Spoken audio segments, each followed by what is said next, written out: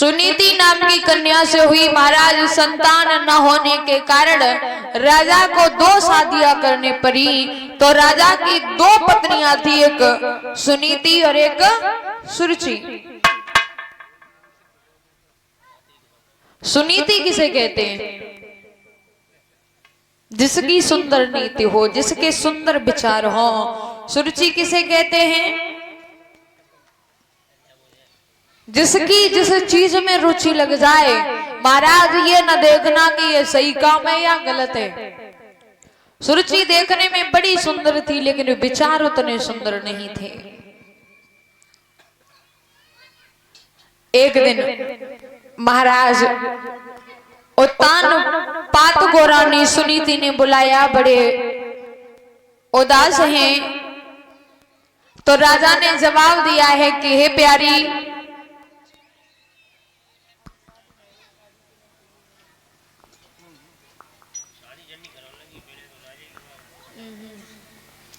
महाराज। हाँ हाँ हमने आपको भरी कचहरी से बुलवाया है। हाँ हाँ और बुलवाओ का महाराज। अब हमें जा घर में नी को नहीं लगता। क्यों? क्योंकि कोई संतान नहीं है ना मेरे पे। अरे तुम तो सवेरे चले जाता हो 7 बजे, सारे दिन कचहरी में लगे रहता हो, तुम्हारा तो मन लगो रहता है। लेकिन जा घर में जो दीवाले हमें खाए को दोती हैं। अरे हाँ बात सुनो, पुत्र देना या न देना ये तो भगवान की इच्छा है। देना या न देना ये भगवान की इच्छा है। कभी कभी तो औलाद दे करके छीन लेते, ये भी उनकी इच्छा है। बात तो सही है तुम्हारी महाराज। और एक बात बताएं तुम्हें, का संसार में सुखी कोई नहीं है। जिनके पुत्र नहीं है वो तो दुखी है ही, और जिनके पुत्र हैं वो भी कम दुखी नहीं है। बात तो सही है, लेकिन यही संसार के लोग हैं ना, तुमसे निर्वंशी और हमसे बांझ कहते हैं। जो माथे पे कलंक को टीका लगवा सो तो मिट जाता, चाहे है कि मच जाता। तो बताओ क्या कर सकते हैं? ये तो विधाता के लेके तुम एक इतनी परेशान हो तो। तुम नाराज न हो तो तुम सब एक बात कहें। हाँ हाँ बोलो। गुस्सा ना हो ना ना तो तुम एक काम करो ना। हाँ तुम अपो दूसरा ब्याह पता थी। क्या कहा फिर से कहना? क्या कहा फिर से कहो?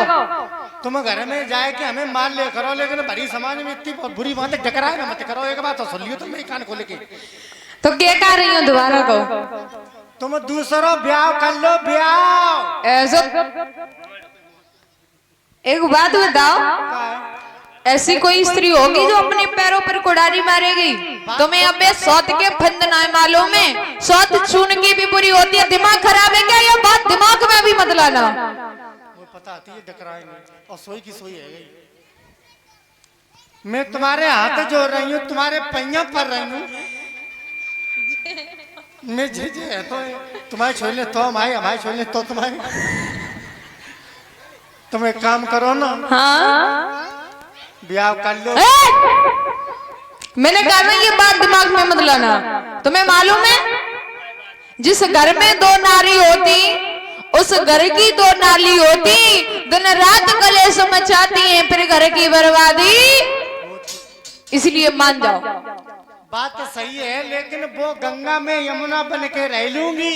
कहूँ दिन हम बाढ़ आएगी तो गंगा जमुना खट्टी बह जाए, तो वो अटाप में रह लेगी तो मैं नीचे रह लूंगी। माने ना है? अरे माने भी भाई बात ऐसे ना भाई, मुझे मोहल्ला पड़ोस की कहती है, मैं खाना पक गए सुन के।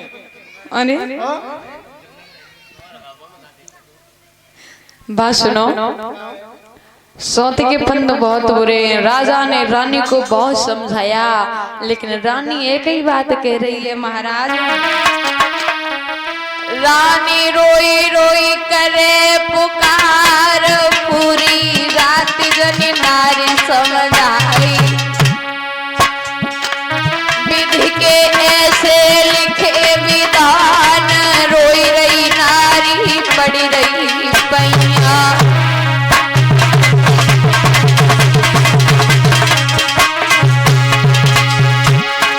नारी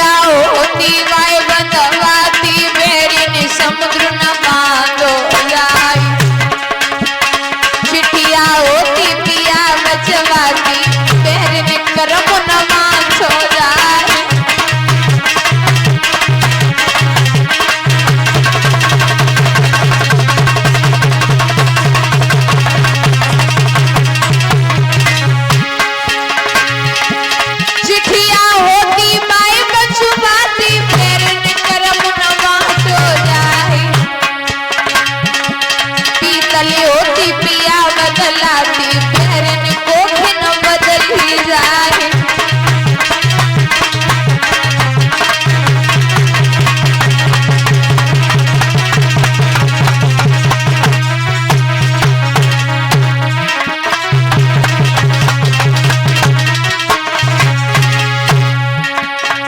अरे पीतल होती पाई बदलाती बहरन कोखिन बदली जाए। बछड़ा हो तो पिया न थवाती बहरन बैल न नाथ हो जाए।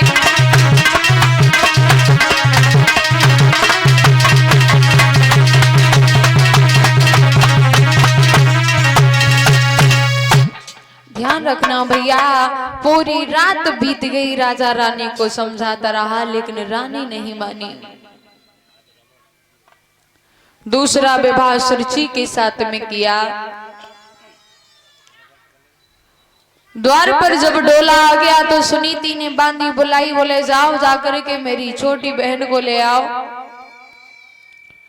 बांदी पहुंची डोले के पास, बोले महारानी अयोध्या में तुम्हारा बहुत स्वागत है, चलो तुम्हें तुम्हारी बड़ी बहन बुला रही हैं। क्या कहा बांदी, फिर से कहना। तुम्हें तुम्हारी बड़ी बहन बुला रही हैं। मेरी तो कोई बड़ी बहन नहीं है, फिर ये कहाँ से आ गई बहन जी जो बुला रही हैं? जो तुम्हारे पति है ना, उनकी पहली पत्नी। क्या कहा जी? इसका मतलब महाराज मेरे साथ में धोखा करके लाए हैं। क्या धोखा करके लाए हैं? हमें तो ये पता था कि महाराज की पहली शादी हो रही है, लेकिन यहाँ तो सौत पहले से ही घर में है। तुम्हें नहीं मालूम था? हमें नहीं पता था। चलो अब पता हो गया, चलो। अब एक काम करो, मैं डोले से पैर तब नीचे रखूंगी, आप जाकर के मेरे महाराज को बुला के लाओ। अरे दो बातें उनसे ही करना है। मानियो ना, जल्दी जाओ ना भैया। बांदी तुरंत ही भागी महाराज के पास पहुंची, बोले महाराज गजब हो गया, क्या हुआ?